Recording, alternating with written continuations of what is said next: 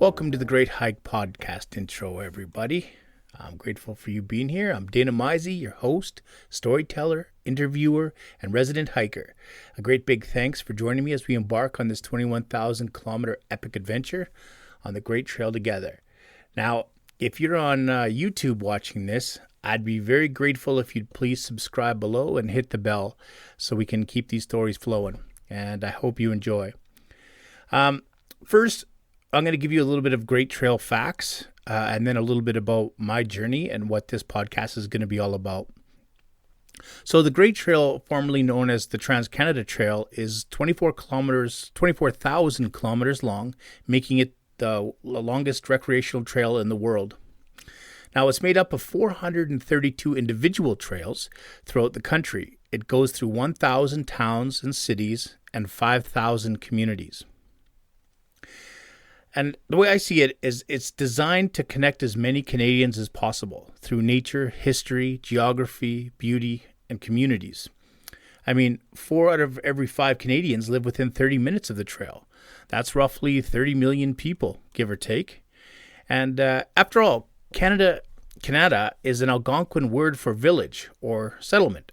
So to me, the trail brings a small community feel like we're all connected within a massive country. And I am the first person to hike it all to all 3 oceans. So here's the story and what to expect. So I began in St. John's, Newfoundland in Atlantic Canada at kilometer 0, technically Cape Spear, which is North America's easternmost point, but this is a better reference spot.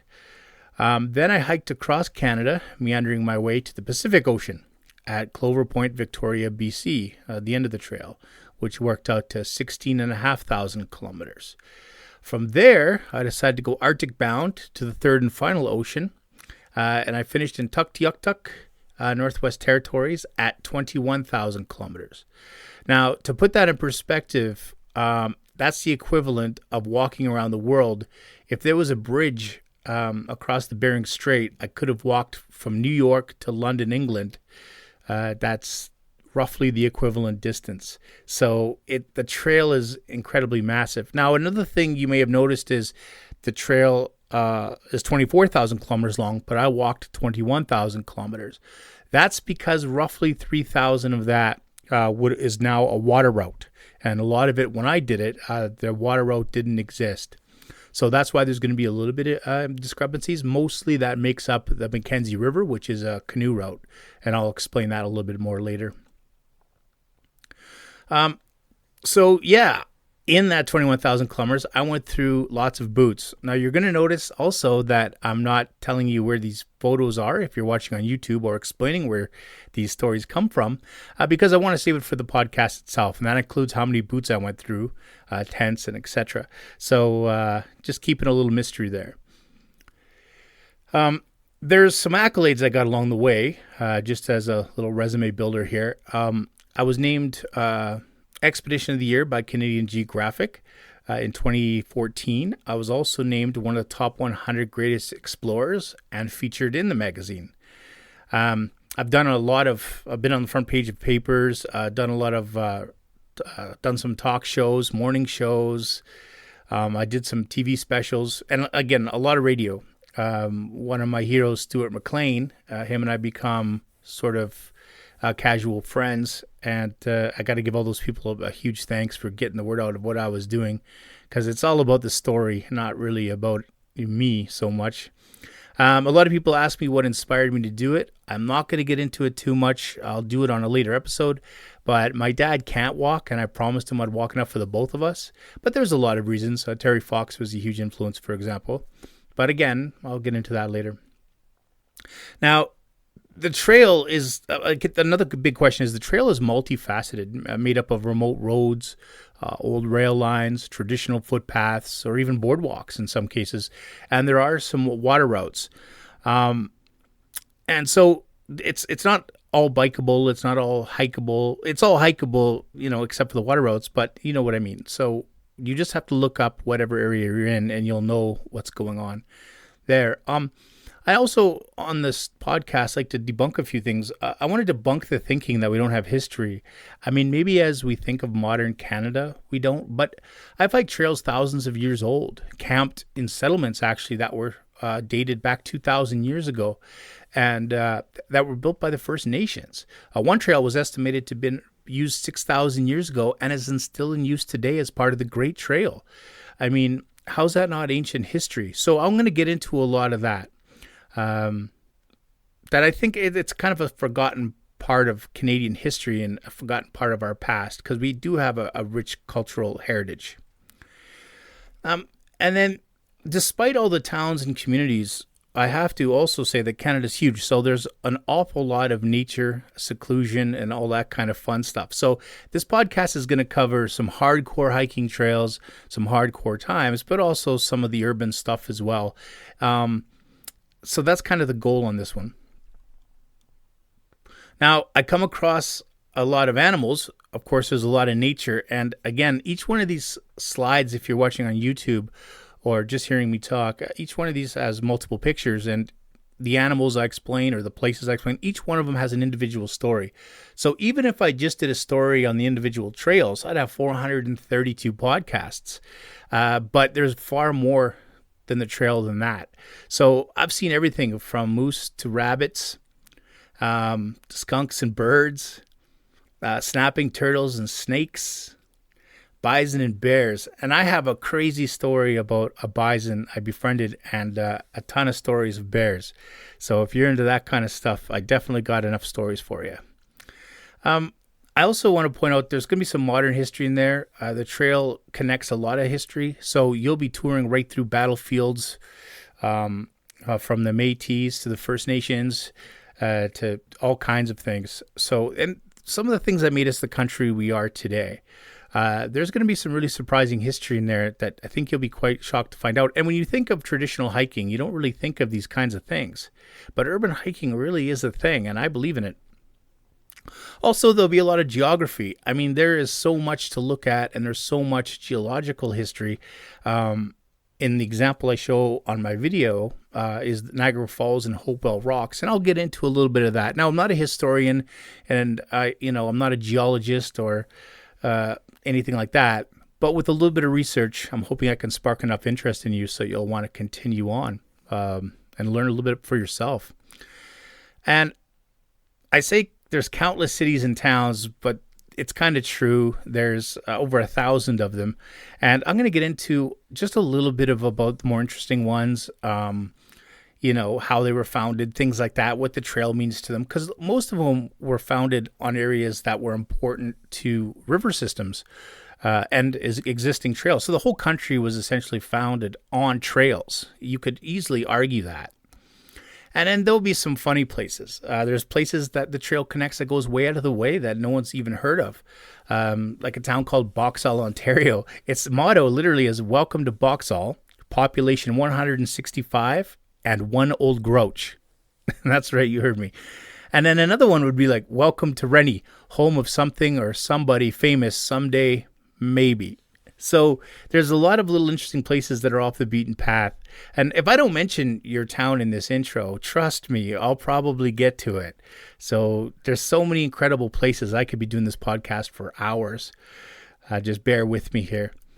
And there's all kinds of bridges. I mean, I know this sounds kind of strange, but with all those rivers comes all the bridges. I mean, I read a statistic that Canada has more lakes and rivers than the rest of the world combined. So that goes hand in hand with our bridges. So we have things like the world's longest bridge over a body of frozen water, or the world's longest covered bridge, or I've done Canada's highest suspension bridge, longest suspension bridge, things like that. So those things you may not find interesting, but when the story comes out, I'm sure you will. And there's also a lot of exciting things. For example, I've sailed for the first time, and I even went bungee jumping. Now, I've done a lot more than that. I've also zip-lined, but that's just an example of things that are literally right on the trail. So you can walk and you see something, you go off there and you do it. It's really far more interesting and diverse than people usually traditionally think when they think of a trail. And again, there's all kinds of interesting things around any corner, like giant elephants and camels. Uh, there's stories behind those, and I'll definitely get into that. Or Canada just loves big things, so there'll be giant fish or giant lobsters. Or, of course, the classic giant loony, toonie, and nickels. Of course, there'll be giant chairs. There's something about Ontario where they had a competition, so who could build the largest Adirondack chair. I hope I said that right, but it was they were everywhere, and they just kept getting bigger and bigger. So you definitely gotta check that out and hear the stories. And there was once Canada made a chunk of cheese that literally fit on a freight train of a car, and so you get a little bit of everything. Even the replica of the Fat Boy, the first bomb dropped on I think it was Nagasaki. So you gotta, or Hiroshima, sorry. So you gotta think that there's a lot more out there than you think, and including Canada's highest building or Canada's longest street. All of them are right there on the trail, and all of them have a story. Just like Canada's smallest library I've visited, right on the trail, or to Canada's smallest jail. And again, there's always something to see. So coming across a room full of heads, yeah, you heard me, a room full of heads. I'll tell that story later. And a bucket of baby doll limbs. And you heard that correctly as well. Again, it's just a wonderful thing. And all the way from the world's famous Gopher Museum, all the way to somebody building a castle in their backyard. There was always something to see. All you had to do is have a little curiosity and ask all the right questions. And on the trail, there's art. There's art everywhere. Quebec is quite famous for it, but you'll also find things like, I met a fella called Art on the Trail, actually, who's a colorblind artist who paints in bright abstract. And for those of you just listening, maybe go to the YouTube channel and check it out. It's pretty incredible. It's actually really well done. And we also have the world's biggest Van Gogh painting. And I'll tell you, it's massive. Right on the trail. In fact, you walk right underneath the thing. And you'll see that, like, obviously there's things like the Bay of Fundy or the St. Lawrence River. So the Bay of Fundy has the highest tides in the world, and the St. Lawrence River at one point was Canada's artery, and it's really incredible to see with your own eyes, and that's where our history comes from, a lot of it. And you'll see everything from rolling farmland to the level prairies, which has its own beauty, the mountains, all the way to the Arctic tundra. I mean, there's just so much to see. The fall colors throughout the country have always been beautiful, especially in the East Coast. It's a pretty wonderful place. And there's countless sunrises and sunsets. Now, it hasn't always been fun. For those who like the more morbid parts of the story, I've almost been wiped out by hail a few times, some of them golf ball sized. And I've gotten frostbite. I've also had heat stroke, flooding, exhaustion, you name it. I've been through it. And we'll get into those stories again as well. And there was plenty of solitude. I mean, there was times you just get pushed to your limits of being alone all the time. I mean, despite all those communities, Canada's huge, and there's a lot of alone time. But just when I thought I was having my limit, I'd always come across something interesting or interesting people. So I caught my first bass fish to the chagrin of a guide who had been skunked all day. And it was literally on my first cast, and he just called me lucky. And to my meeting of my first nun, who with her sister bought me lunch, where the chef cooked in front of us while speaking French in a Japanese accent. Now, I know I'm probably talking pretty fast. It's how I talk normally. I'll try to work on that a little bit. But again, if you watch the YouTube video, you'll be able to see what I'm talking about.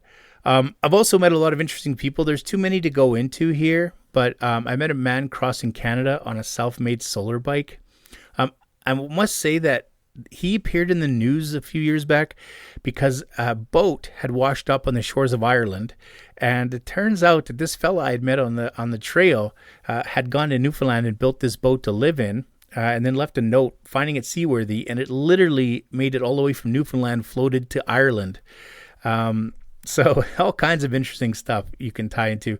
And Jean Beliveau, a fellow Canadian who was just completing his walk around the world, we met in real time on the trail while he was heading east to go home to Montreal, and I was heading west to go home to my province of British Columbia.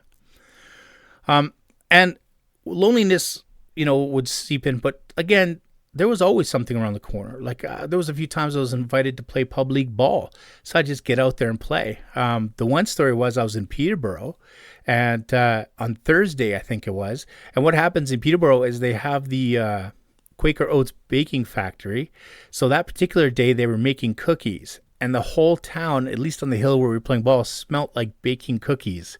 So there's a lot of little hidden stories that are pretty interesting that go with it. Things that most people wouldn't think about. Or when I just came out of the wilderness after 4 days and met up with a Boy Scout group and got to spend some time with them. They were a good bunch of kids. So always something to come by. Or there'd be somebody to offer some type of hospitality. Once I was walking and it was raining and it was pretty bad. And all of a sudden I come across a sign that said, "The houses, it's 5 o'clock somewhere." And that ended up rum for supper and then Fisherman's Brewis for breakfast. That's another story I'll get into another time. For those who don't know what Fisherman's Brewis is, I'll explain, along with a whole lot of other things that Newfoundlanders eat and the country. And if there wasn't people around, I could almost be sure to find a dog somewhere. Now, I have the craziest dog stories that I think you'll really enjoy, but I made an awful lot of friends. People used to always ask me, what about dogs? And I never really had any problems in a bad way. The biggest problem I had is them following me like a long time. I'm a dog's dream, long walks. So I'll get into some of the individual stories that I think you're really going to enjoy if you're a dog lover. And even if you're not, if you're just a human being with emotions, you'll probably like it. And everything throughout the whole thing, whatever it took, all I had to do is keep going. And I did.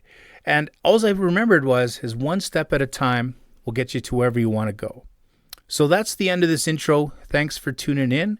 If you'd like to follow the journey, you can go to www.thegreathike.ca. The YouTube channel is The Great Hike, Twitter @The Great Hike, Instagram the.greathike.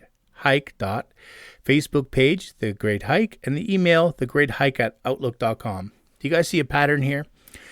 If you would like to subscribe to the journey, you can go to thegreathike.ca and hit a subscription. It'll take you to a PayPal account where you can sign up and donate as less as $1 a day. Literally, my girlfriend tested it out and she donates $1 every month.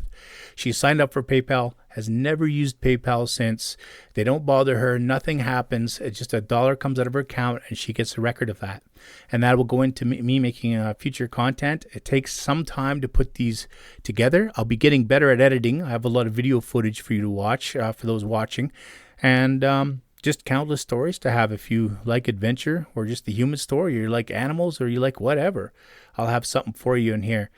If you can't afford to help out in any way like that, what you can do is, or everybody can do, is subscribe and like my stuff. Eventually, that's going to lead me to getting some paid sponsors and some advertising. And once that kicks in, then I'll be able to make a little bit more living, maybe focus more time on the production. So you'll see something a little more professional. I also have some big announcements coming I think you're going to be pretty interested in.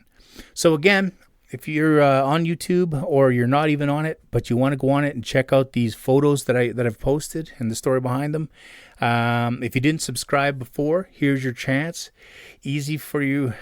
Like, it's really easy for you, and it's going to be life-altering for me. So thanks again for tuning in.